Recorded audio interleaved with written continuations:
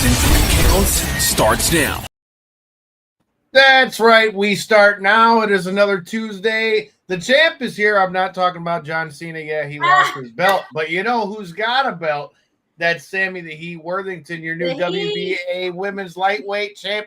I appreciate you coming through. Appreciate the time, and congrats on the big win. Yeah, thank you. I'm so excited to be back. I was really looking forward to this. That's always a good thing. Champ, dude. That's got a good ring to it, don't it? Coming back as the champ. Yeah. That's what I'm talking about, man. So did they strip search you because they saw the belt? They did. It comes in this like briefcase looking thing, you know? And so they pulled it and I was like, oh Lord, this is awkward. But she opened it and she was like, oh, were you fighting on the card this weekend? So she already knew about the show and stuff. So it was nice. Really cool. And you know, she said congrats and whatnot. But I was like, if they take this belt, there's gonna be congrats, but I still gotta check your shit. Yeah. Do what? I said congrats, but I still gotta check your shit. Right, I know. And I was like, okay. If it were me, I'd be like, I gotta give it a weight test. You know, let me hold it. Right. Give it a weight test. Check it out. See if this thing's legit. I should have just wore it. I should have just. There you go. There you go. That wouldn't attract tons of attention in the airport, right? Right. Yeah. No, not at all. So, you know, that's one thing that we got to ask the next time we have like a high rank wrestler on or something. Because, you know, that's something that I always laughed about. Because I'm like, you know, WWE people, it's like everybody knows who the fuck they are. So do they hide the belt or do you put it in a bag or what are we doing? Well, Clarissa, you know, she's got so many. She takes like a couple suitcases. Yeah. You're not kidding, just for belts. Just for the belts. She probably pays more just to check the belts than I have to for flights half the time. Right. Probably. For real. Probably. For real. Well, that's as good a place to start as any while we get started and get it cracking over here. Talk to me, first of all, what's the reception been like since you won the belt? How you feeling about capturing the belt? How you feeling since fight night, since it's been a little bit? You know, it kind of just felt like another day, which was weird because to me, I already felt like I had won before the fight. Like I was really confident in what the Lord had written for this fight. And I didn't know exactly how the fight itself was going to turn out. But I was just so sure of the outcome. And I know we're going to get into the fight and stuff. And, you know, I'm really excited to break that down with you guys. But just as far as like post-fight, I just felt like I had already had it before. Like the belt was always going to be mine. And I say that in like the most humble way because I didn't go in like super cocky. I just knew I was very confident in what was going to happen. And so, you know, being home now, it's kind of like a whirlwind because you go from 150 to 0 like so fast. And I spent the camp in Atlanta with Clarissa and then, you know, went straight to Detroit. So I had no time at home. It was my first camp away from home. And so coming back, I was like, wait a second, this life has completely changed now on a dime. And so it was kind of an adjustment period. But like you said, it's been a few weeks now. So I'm back in a rhythm at home. I'm back to training, but, you know, just still enjoying this win. And it has it's been really cool to now see some new opportunities that I have because of it. And like I said, it still feels like another day. This was just a step towards the ultimate goal. This was definitely not the finale of the Heat's career. It really is just a baby step. But I have really enjoyed thinking about what's next. And, you know, now I have this belt and somebody's going to want to come and take it. So I'm really excited for that. She said, fuck around and find out is what. Right. Bring it on, man. That's what she was really saying. I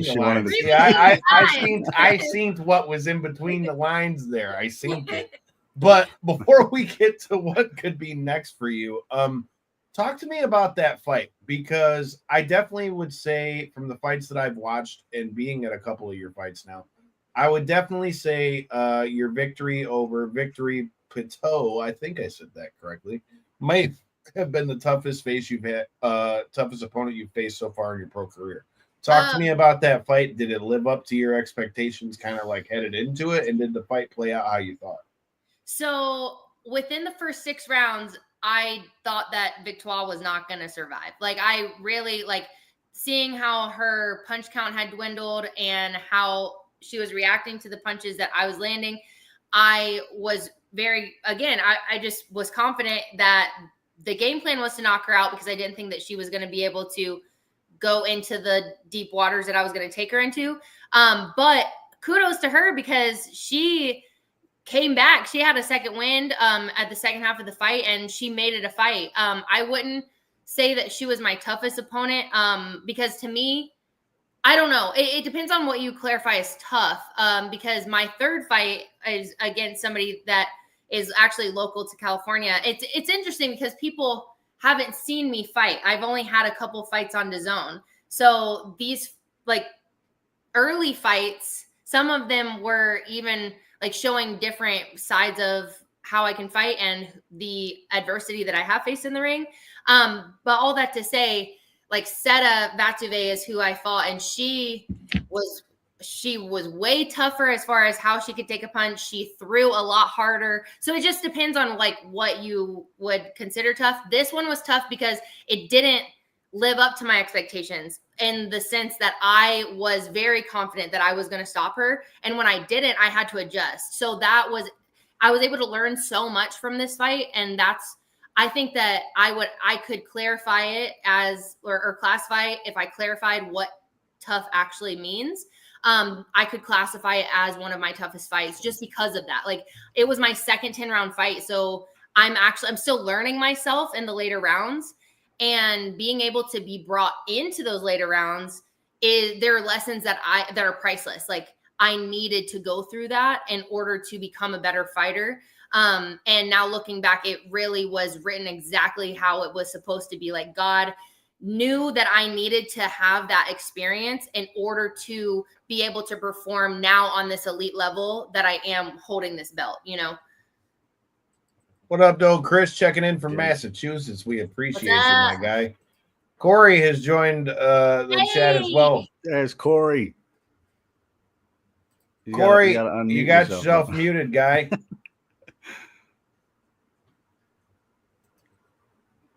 All right. Still can't hear Corey. I still don't know what's going on. Corey, you're muted. You got to unmute yourself. But with that being said, we talk about – that's the interesting thing with a fight, right? Because you kind of – you go into a fight with kind of a preconceived notion in a way of either how you see the fight going or watching your opponent saying, okay, I expect so-and-so to be an aggressive fight. I expect so-and-so to be more of a counter fighter. I expect them to kind of test me in this way, that way, the third. It's always, if anything, I would almost say that your assessment so far of, how the fight went would, kind of, that's a good thing for you. When you expected the fight to be tougher than it actually played out being, and you were able to come out with a title, like you said, like that. Yeah. I think that shows the growth that we've seen in you headed into that. One of the things I wanted to ask you about that I thought was so interesting, last time that we talked to you before your last fight at Little Caesars, or not Little Caesars, out here in Michigan, period. But with that being said, we talked about training with Clarissa. This time you had her walk you out walk you out to the ring, was in your corner. I could see her yelling instructions the whole fight. So talk to me a little bit about that. How cool was that to have her in her corner? Was it another day in the office for you? Did she add a added level of comfort to it? Or was there anything that she said that kind of helped you in the fight? Not everybody knows this, but she came running as they were announcing me through the tunnel. She barely made it. I knew she was going to try, but I kind of resolved the fact that it just wasn't going to work out for this fight, and that's okay. I didn't know until a few days before the fight that she was even considering walking me out. but it was literally a last second surprise. So it was like the coolest thing to see her, you know, in that like beautiful pink dress, like all dolled up like she was, just like taking off like, I made it, I'm here, Sammy. And so that was just the most special moment, and, you know, definitely going to forever be a highlight of my career. And so that was really cool. And to have her ringside and to be able to, you know, look over to her and hear her, you know, giving instruction, it really did seem like, you know, just another day of sparring. It's kind of, it helped me relax. Not that I wasn't, but it just was an added ease of mind for me, being, you know, I haven't fought so many times on that big of a stage, definitely never that big of a stage, but not even, you know, in a venue like that. It was my second time at Little Caesars, but, you know, like my fourth time even on a card like this. So that it really helped to just make it seem like we were just back in the gym at home sparring, you know what I mean? So that was really sweet. And it just helped me feel comfortable with how I was performing. You know, after every round, she'd be like, that's another one, you know, just giving me confidence, and, you know, helping me keep that momentum. Never a bad Corey, idea I mean, to have you a were champ in the your building. corner. Right. Yeah, obviously, you can't do wrong with Can't go wrong having there. a Wout in your corner. You know, Right. Corey, you were there live with me at the fight at Little Caesars. So talk to me a little bit about your takeaways on the champ's performance over here, dude. Corey, you're still muted, sir. I can't help you. Corey's having technical difficulties, man. He's got to back out and come back here or something. I'm just glad right now, knock on wood, it's not me. Let me fix this so I don't have a big block in my face. That's awesome. All right, now we're cooking with grease. You know, you always got to blame StreamYard. More often than not is StreamYard. But we want to thank everybody that's in here. It looks like we got about 165 people in here right now. Make sure you guys share that out, retweet it, like it, all those things. If you're watching on Millions, make sure you do me a favor and hit that link and go buy a fucking shirt, please. But all right, let's see if Corey's working now. All right, this is it. This is essentially the version of, you know, pressing reset on an old N64 or something. That's all you gotta do is close the box and restart. Yeah. That being said, sorry for my delay. As I explained many times to the people that watch the show, but first time for you, of course. My kids have gymnastics Tuesdays and Thursdays, which happen to be the show days. I try to get in as soon as I can. That being said, congrats on the championship. Congrats on the belt sitting next to you. I heard the question and everything Kyle posed. It, like you were answering it, first off for on Clarissa's end, that has to be such a boss move to like go out there, like you said, in the dress, like all, you know that everyone in the venue knows that she's, you know, just what, 4 fights away or something at that point, and yet she's still out there in the dress, like you say, essentially being a coach, sitting out there with the friends and family. Just, you know, it was a very interesting take in that regard. But to answer the actual question regarding the fight, it definitely looked like a championship level fight. It didn't look like something where, you know, don't take this offensively or anything, where you rolled through the girl or anything like that. It looked like there was challenges posed, but you found your way to work your way through those challenges. And I feel like that's what ultimately is why the belt's sitting next to you. Like Clarissa was saying, there was a lot of rounds where ultimately it lent itself in your favor, but you could see where you had to work your way to get that round in your favor. It wasn't like it was just an easy, you know, round. So I felt like it was truly a championship level fight, and like I say, congrats on the belt, man. That's my biggest takeaway. Thank you. And I'm glad that you have that assessment, because what I think people, I don't know if they don't know or they forget or what, this was the number 1 and the number 2. I was number 1 WBA, she was number 2. So it was not ever supposed to be me just mowing through her. You know what I mean? It was supposed to be a championship level fight. Like, this was for a belt. And so I think that, you know, that we gave the fans what they should have gotten for a championship fight, you know, and I was really proud of that performance. Talking to Victoire at the end, she felt the same way, and so did her team. Obviously disappointed in the loss, but just, grateful for the show that we put on, and just how they were treated. It was really cool to be able to connect with her afterwards. But yeah, I'm glad that was what was seen. It was a good fight. And I was saying, I don't remember if you had hopped on or not when I was just talking about how I felt. I needed that experience. Like, I needed to work for those rounds. I have 7 knockouts, and that's great, but like, I don't have that many rounds. And, I know that we'll probably get to the fact that, like, I'm the next in line to fight Katie Taylor if she wants to fight for this belt. I don't have near as many rounds as she does. So I need some rounds, and I was really grateful to be able to bank some rounds this past fight.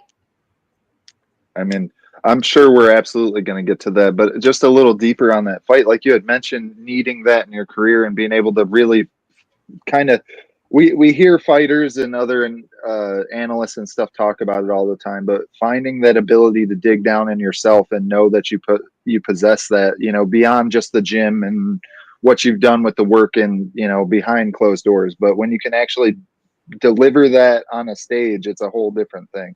Yes. Yeah. 100%. And, you go into a camp and you prepare 150%, but there's still things that happen in the ring where you have to adapt and adjust. And, having so many knockouts, I haven't had that many moments to need to adapt and adjust. And that's really what makes a champion, is to be able to be versatile and to, go through adversity and come out victorious on the other side. And so I can't express enough how grateful I was for the 10 rounds and how much post-fight I knew that I needed to do that. Because I really did think that was not going to go the distance, just based on my preparation and, how I was feeling going into the fight and even in the early rounds. But looking back, I would not have written it a different way. You spark a question that, we had a lot of people on our Facebook talking about, which if you guys are watching us on Facebook, please make sure you hit that like button and all the share button and all the buttons. But, we had UFC 319 this last weekend. You had the title fight between Dricus du Plessis and Khamzat Chimaev. And so many people, I went and watched it at Twin Peaks with our buddy Tim Beasley, and just listening to some of the people that were more casual fans really kind of complain about the way Khamzat won the fight. And I compared it to, like, for those that didn't watch the fight, I think Khamzat did exactly what he should have done. Everybody knows that Khamzat's got like killer wrestling and is able to just maul people when he gets in there. And realistically, most people that were watching that fight knew that if Dricus du Plessis was going to win, it was going to have to be on his feet. Now, there were a lot of people that were commenting on the post talking about, oh my God, it's such a boring fight. Oh, he keeps doing the same thing over and over and over again. And I likened it to this, right? So, like, that's like saying, okay, we're playing basketball and I've got LeBron James on my team, but I'm not going to play LeBron James. I'm just going to sit him on the bench. That sounds like pretty stupid strategy when we're talking about basketball. You have one of the best players that's available, right, and you're not going to play them. For those that haven't fought, can you speak a little bit to that in terms of, like, you hear people, because sometimes you get in there and, like you said, you thought you were going to stop her. The fight playing out different than you thought, as far as you guys went the full 10 rounds. Can you speak a little bit to that about, the people that you sometimes will hear complaining about, oh my God, you got to be more exciting. Oh my God, you got to try to, get the knockout. You got to do that. When, like, in a boxing sense, if you've got a great jab, you want to keep your jab out there, keep your opponent away from you. If you've got good footwork, you want to keep them moving and so on and so forth. For the more casual fans who may, watch these fights, when a fight plays out like that, where you're not able to, go in and get a knockout, but if I do this, this, and this is my best chance to victory. Like, what do you say to those that are like, oh my God, you need to be going in there every time and trying to have the most exciting fight in the world or knock somebody's head off? Well, this is not necessarily what I'd say to them, but what I say to that is they're always going to have something to complain about, because when I was knocking people out, they're like, dang, I paid for, a fight. Why did you not make it last a few more rounds? Blah, blah. No one is ever going to be fully satisfied. That's number one. And I'm continuing to learn that just in life.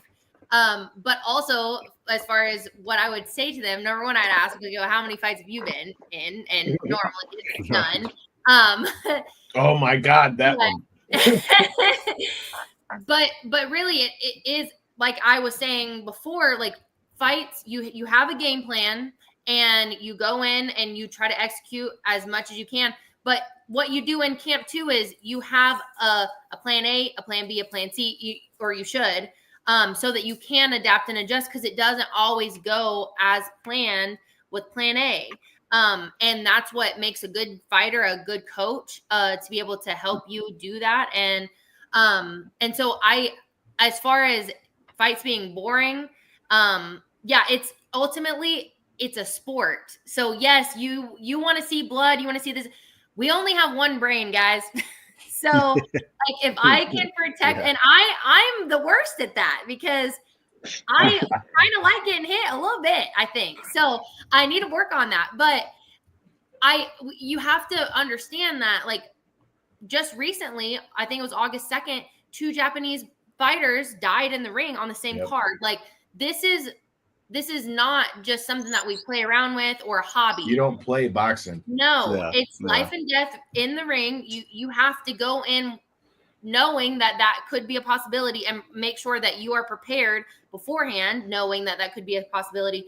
But, I can't. It's hard to rationalize with those people, so I don't have a ton to say to them other than, like I said, how many fights have you been in?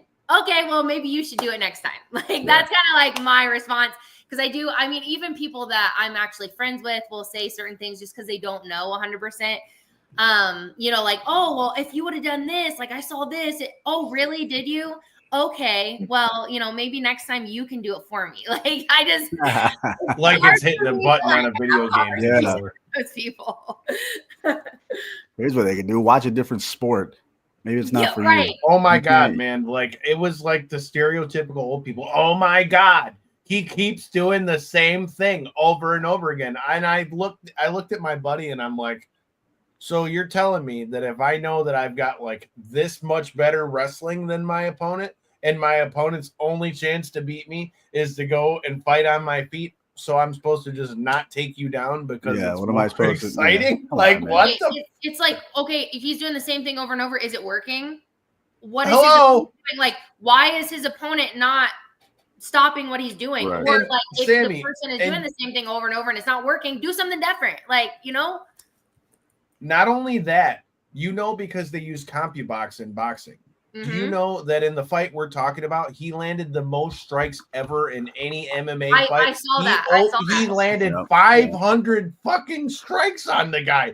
500, not 100, not 200, 500 strikes. Whether they were all knockout shots is irrelevant. This man hit this dude in the face. I couldn't get hit 500 times. Not even, what? I don't want to not even like at a weak punch. You know what I mean? I'm not getting hit 500 times. I'd be suffering for a long time.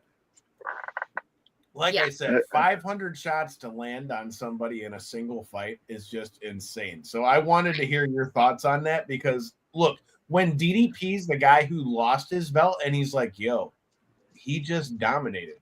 He did what he should have done. He was the better man. I lost the belt.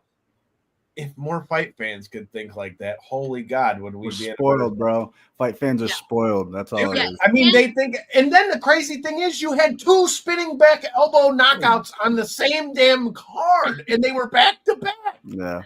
I'm like, what do you It's never enough. It's never enough. No, it's never. And people they don't know the criteria for judging either.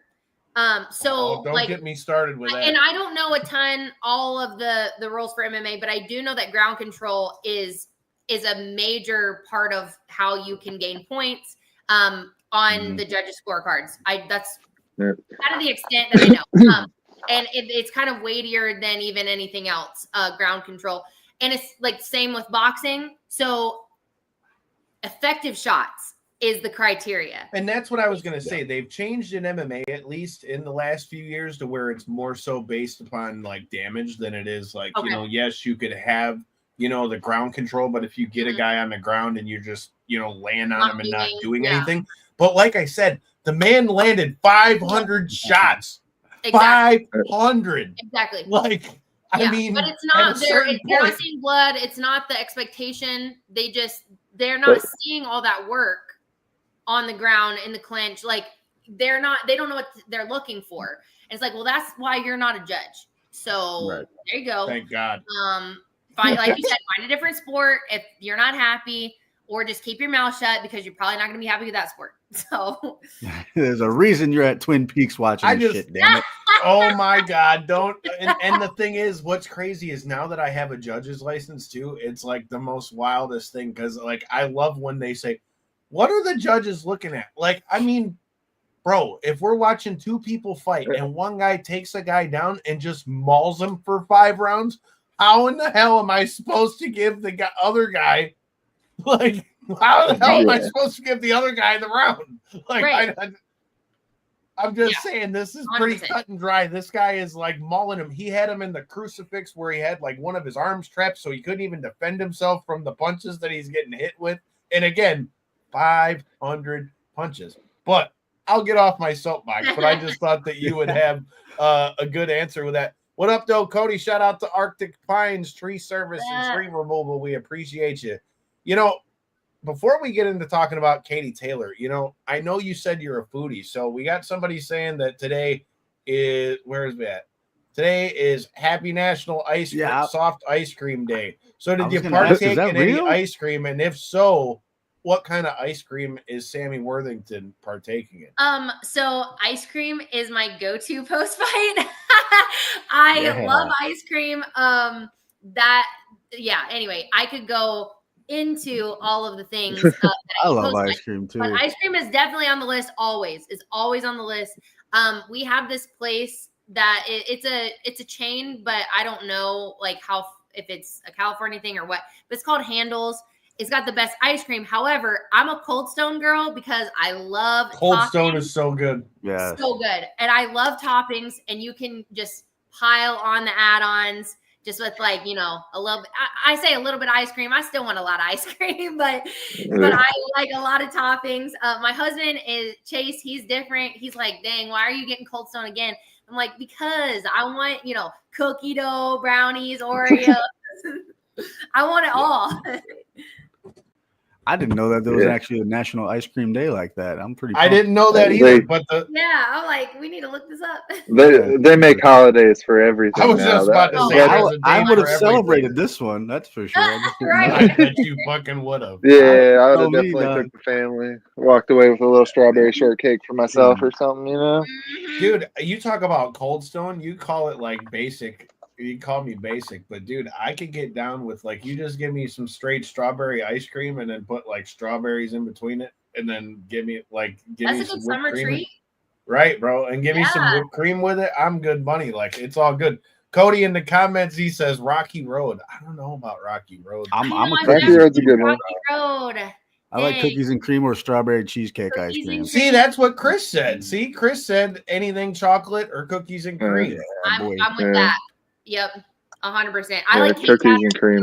I'm a birthday cake girl, so that's not always. All right, you guys are making me hungry over here. I don't like salivating. I'm like, wait a second. My mouth's watering. Look here, man. Cookies and cream is definitely the superior Dippin' Dots flavor. We'll put that out there. Cookies and cream is the superior Dippin' Dots flavor. But speaking of being superior, you've already alluded to it a few times, and it's been making the rounds as far as the news goes. You very well could be next up for Katie Taylor. So before we talk about you possibly fighting Katie Taylor, I'm sure you watched the last Amanda Serrano fight. What did you take of her basically definitively ending the trilogy with that one and being the victor in that? What did you take on her last performance? I thought that that's how the second fight should have gone, because those were the adjustments that we all were kind of thinking would have been made. I was shocked that they both were trying to box. Katie should have done that from, like I said, from the second fight. She should have made those adjustments. And so I was glad to see that. I thought that she put on a really clean performance. But Amanda, she was boxing more, and she's not a boxer. So I just thought maybe she would have turned it up a little bit to make it a little uglier like she normally does. Just I agree. Uglier meaning just, more engagement. But she didn't. And so they were both kind of being, it was so interesting because the first two fights, they both were boxing because Katie was getting more into baited into the clinches and into the engagement. And then now the third fight, they both were on the outside or trying to be, Amanda was still going forward, but she wasn't landing as much because she would just paw with the jab. She wasn't able to actually land that jab that she had out there. She wasn't landing as many straight lefts. Anyway, it was, like I said, a good, clean performance from Katie. I thought that it was dominant, and it really did seal the trilogy. I don't know why we were having a trilogy after. I kind of was wondering that too. Although I gotta be honest, man, I really kind of thought Serrano won the second fight, to be honest. Yeah, but the first two were arguable. I mean, really, that like you say this. Close. Yeah, the second one especially so. The second one with all the headbutts, man, I definitely thought I was gonna say, yeah. And then on top of that, the fact that she was able to battle through the rest of that fight with the cut, it kind of like, for a fan's perspective, was like, I kind of, if she's able to continue to go on with that, I was leaning towards her with a lot of the rounds because of the damage, from inadvertent headbutts. That being said, to your point, with the third fight, it was a huge adjustment. I felt like for Katie Taylor, she did a really good job of, like you said, Serrano, I screwed herself a little bit in the way she performed, I feel like. But that being said, it was Katie Taylor did what she needed to do, kept her at her range, like you said, was the one pressuring and really made the necessary changes to make that fight more clearly in her favor. Yeah. That being said, though, as now a potential opponent, I'm sure you viewed it at that point maybe more as like a fan. When you view it now, what differences do you take away as, potentially being that next person to be across from her? Well, because that last fight was 2 weeks before my fight, and I kind of talked about when we first started that I went into this fight almost knowing this belt was mine. So when it was mine, I was like, oh, well, finally I could take this home because it had already been mine in my head. So I was viewing that fight as almost a film study. And so I was looking at the adjustments. I've watched at least the second fight multiple times as a potential, just because again, she's got the belts. I think it would be so iconic to fight Katie Taylor. But I'm not gunning for Katie. It's just, if she continues to hold the belts, then yes, I do want to fight her. So all that to say, I think that Katie and I's style would put on a really good show. I loved the fights with her and Chantel Cameron. And I think that Chantel Cameron and I have similar styles in that we go forward and, we're volume punchers. But I think that, with the footwork that I can do and, some of the things that we are adding into my arsenal, that me and Katie could put on an even better performance. And I think that, me being able to cut off the ring and really having the equalizer in my power, and now being able to post-fight, a few weeks ago, learning how to even use that more to my advantage and then, add more volume to my power shots that I have. I think that will be the game changer for me. And I think I would win. I don't have any doubts if that fight ever would be made. But like I said, I think that it would just be a really, really cool opportunity for both of us to point people to Jesus. She loves the Lord. And so I think that it would be a clean promotion of the fight. I think that we both could, be super respectful. She normally always is, and so was Amanda. But I just see such a powerful show if we ever were to fight. And so, Katie, hit me up. It's funny you bring that up. We talked about that last week with last week's guest, Caroline Vare, who also captured another belt, the WBC belt, and is now next up to fight for the WBC featherweight belt against Tierra Brown, which if you guys missed that episode, make sure you go back and check that out. But, that was another thing that she talked about as well, in how her faith, kind of calmed her leading into the fight while she was in the fight, how that helped her out mentally, which we also spoke about that a little bit with you in our last time here on the show as well. You highlighted on it to a degree, with your power being the difference. That was one of the biggest things that stuck out to me in Caroline's fight, is I feel like once she found her range and was really able to start popping off combinations, she was stopping her opponent in her tracks.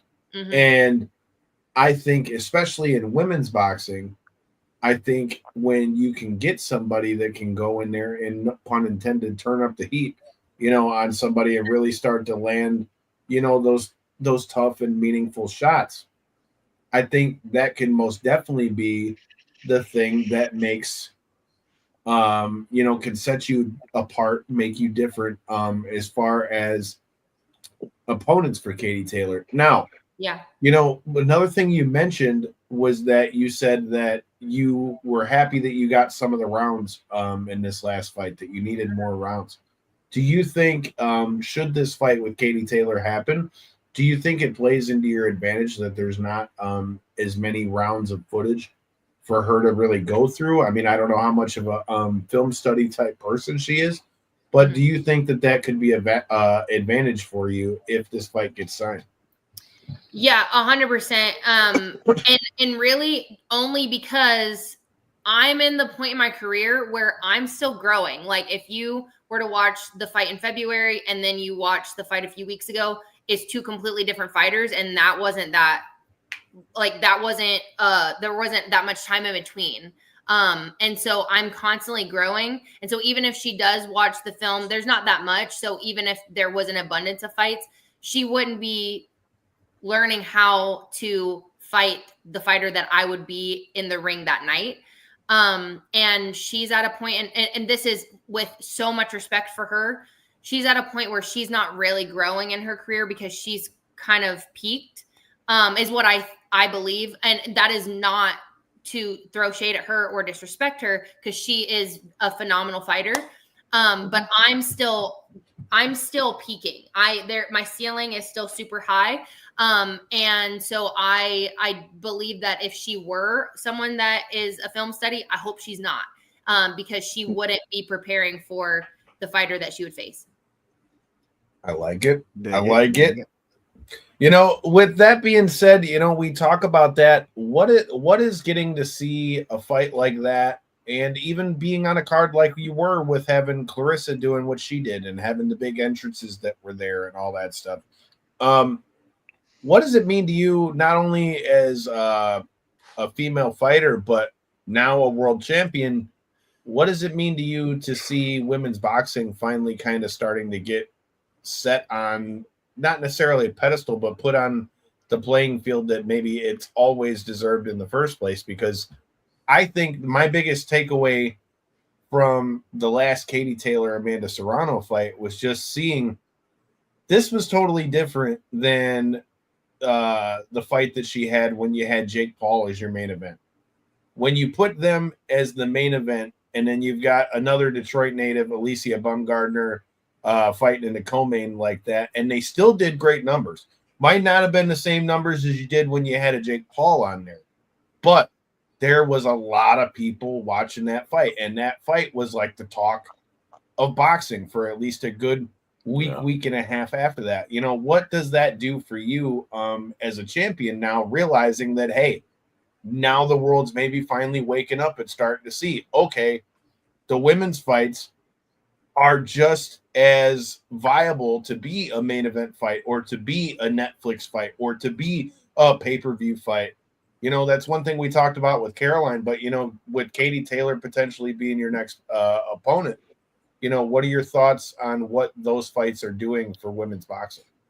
You know, it's really exciting because I think this is the perfect time to be in women's boxing. I think that, I'm so grateful for the pioneers that paved the way. I mean, Amanda Serrano is one of them. So is Katie Taylor, but, you know, Amanda, she is a longtime veteran in the pro game, and it really is cool to see all of her like years that she's invested and, you know, the time spent come to fruition and be rewarded. But it's also, you know, we're able to reap the benefits as women who are, you know, coming up in the pro ranks as well.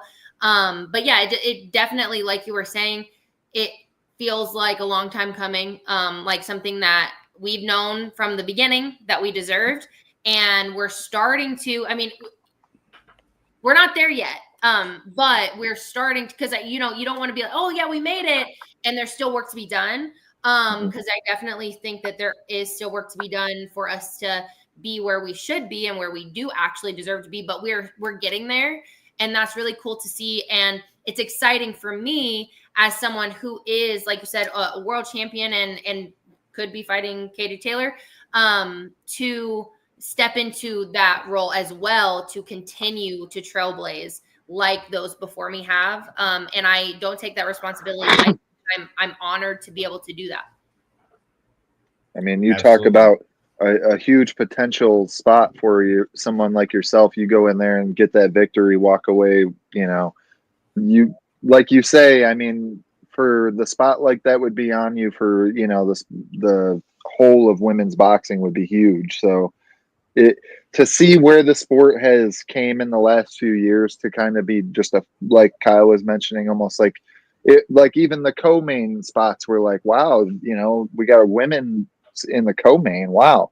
You know, like now it's, you know, selling out arenas all on its own and stuff. And it's built this huge following all on its own. And being a regular media digester like myself, watching podcasts and stuff all the time on combat sports and stuff, to hear the talk be brought up a lot more, like Kyle was saying, that whole trilogy with them two really brought a spotlight to the sport. Before it was just kind of like one-off matches that maybe they would cover for a show or something. But that, like he was saying, they really dug in on that both pre-show or pre-fight and after the fact with analysis and stuff like that. And I think it's just continued to open up.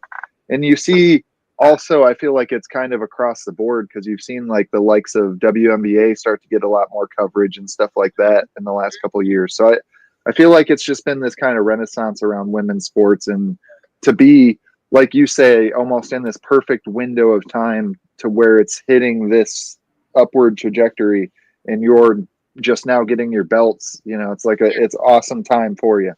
100%.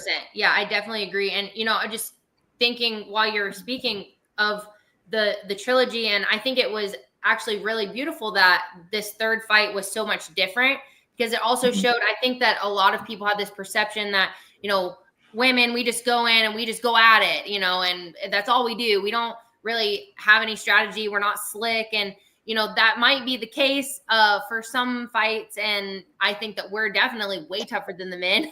But I think that the perception was, well, we're not as polished and we can't adapt as well. But I think that fight showed that on that big stage, that no, like if you watch the first two fight, or even just the second, because that was mainly what people watched, was the second, because it was on the Jake Paul, Mike Tyson undercard, or the co-main of that on Netflix.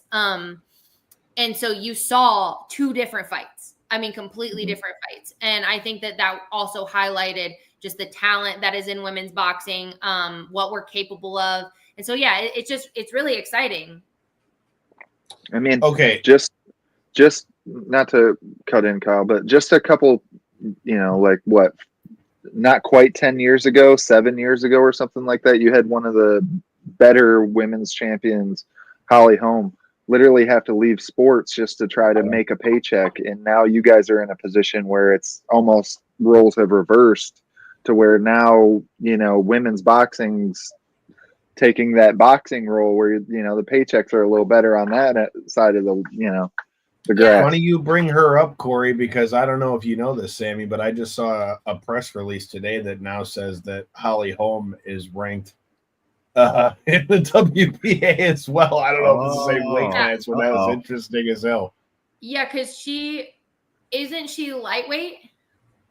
I believe so. Yeah.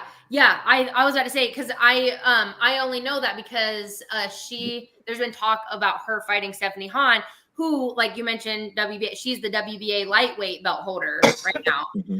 So yeah, I was just thinking, like, and then now Holly Holm is back, and interesting now note. make money and, you know, actually have a career. You gotta love it, man. Well, obviously, I got a couple more questions before you get out of here, but if you got any last words or anything for Miss Taylor, the floor is yours on that one before I get you out of here on these last couple. You know, like I've posted this out on Instagram, and I keep saying, you know, I'm not gunning for Katie, but I believe that it would be a powerful night of boxing. I think that we could really put on a great show, not just that night, but through the promotion. And, you know, ultimately, whatever you decide, Katie, that's up to you. But if you decide to keep the belts, I'm sorry, but I'm gonna have to take them. So there's that. It sounds like it's not personal for you. It's not an attack on the character. It sounds like you're very respecting of the person and what she's been able to achieve throughout her career. It's just the fact of it's sports, and it's the fact that you want to be able to get to that next level, man. Fuck around and find out. You want to be able to champions.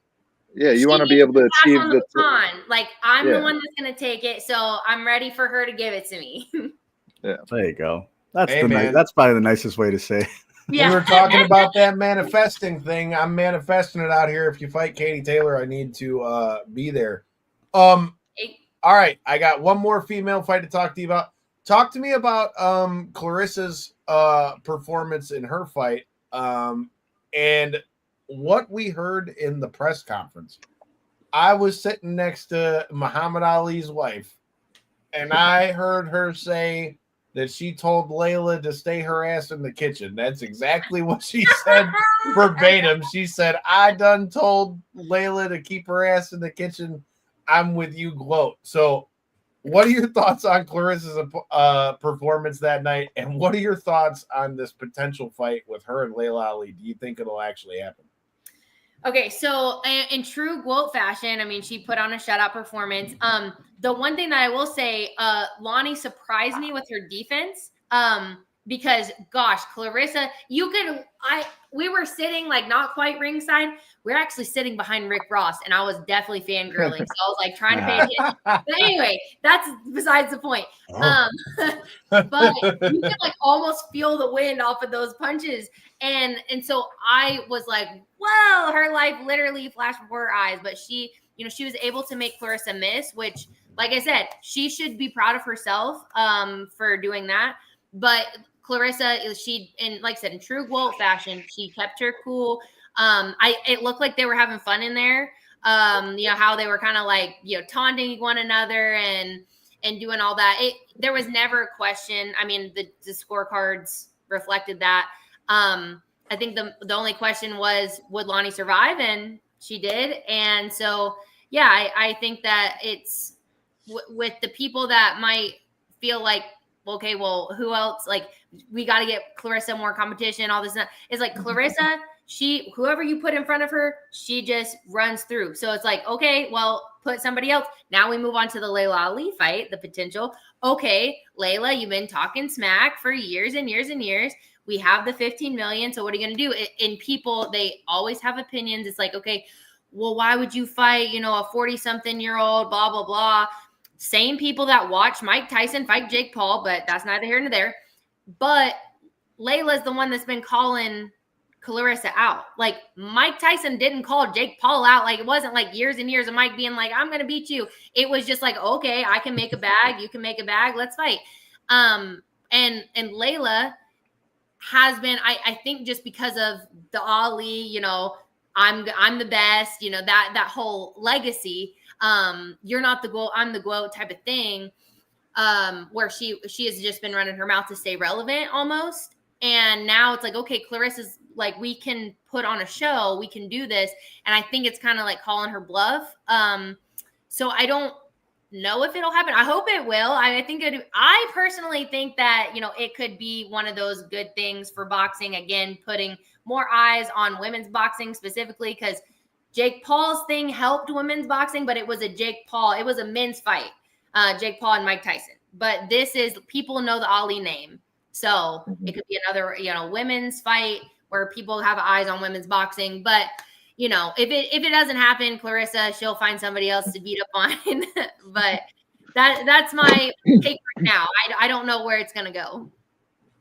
I know you had brought up the kind of defensive nature that Lonnie Daniels was able to bring into that last fight with Shields. For me, it felt like, watching it from the crowd, and maybe I'm going to be what you guys were just talking about with the casual MMA fans a bit, but to get put in that position to potentially dethrone somebody like that, it felt like, for me, you would have more moments where you would, understanding the damage that, or the threat that's in front of you, at least present more threats. And that was my only issue with her performance, is yes, the defense was there, but she wasn't putting herself in a position to walk away with rounds, let alone the fight. You know what I mean? Yeah. And that goes back to, you know, Clarissa's performance. Like, well, Clarissa did what she did with what she had, like what she was given to perform. Yeah, absolutely. So it could have been maybe a better fight.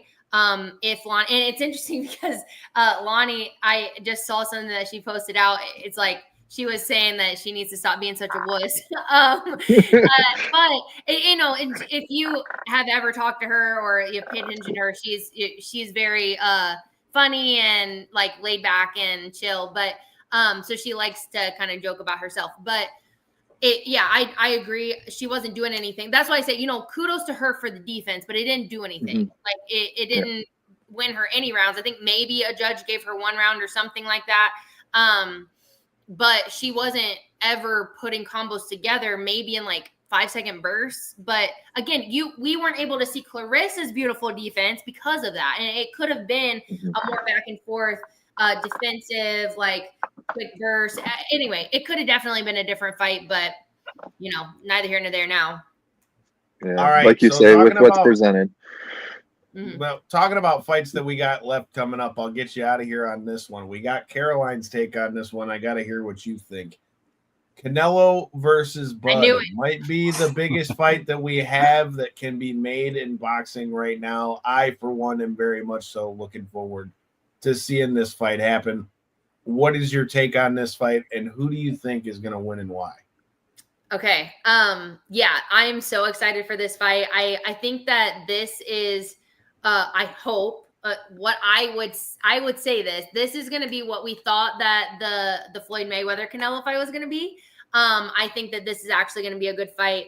But I have Bud taking it. I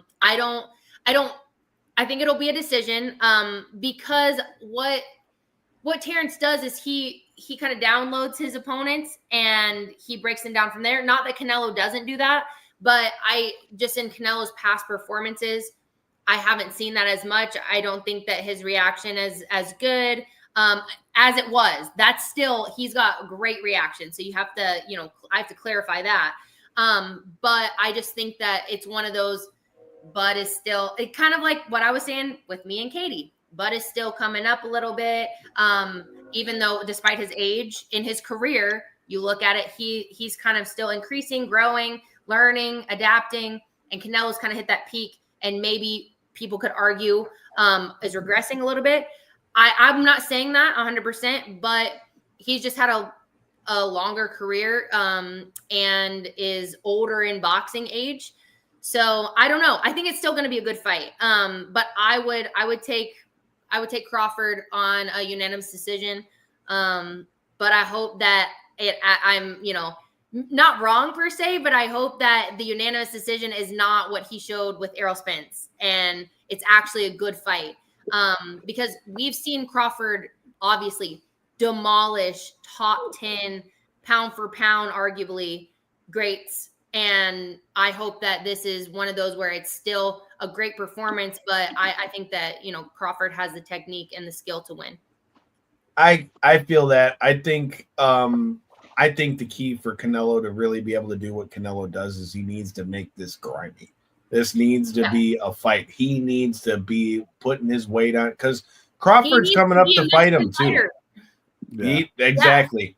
You hit the nail on the head, and that's exactly what I mean. Like, I think he needs to make this a fight at all costs. And I really like Canelo, so I hope he does that. I can't wait to see the fight day odds on this, because I'm going to be 100%. very intrigued on this one. I will say, though, never did I ever think in my life, wow, listen to me, never did I ever.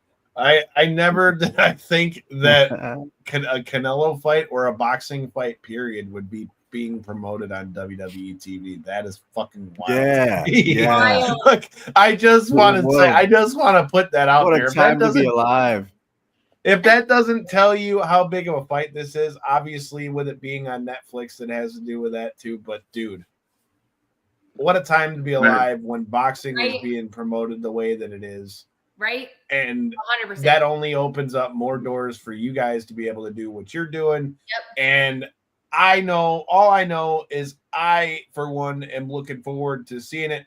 We've kept you for quite a while. I appreciate you coming through as always.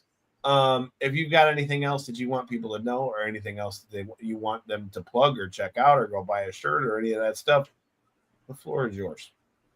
Well, ultimately, thank you all so much for having me back. I enjoy all of our conversations in person and on the podcast. I'm really grateful for the opportunity to just come on here and share more of who I am and, what is next for my career, and just talk boxing and chop it up. But I'm just really grateful for the belt that I have, but ultimately for what I know that God has for my career next. And, this is just, like I mentioned before, a step in that direction, and I'm just trusting in him every step. But I'm looking forward to bigger and better fights, and I'm looking forward to showing more of who the Heat truly is, because like I said, you're going to see a different version every fight, because I'm just going to keep getting better and better.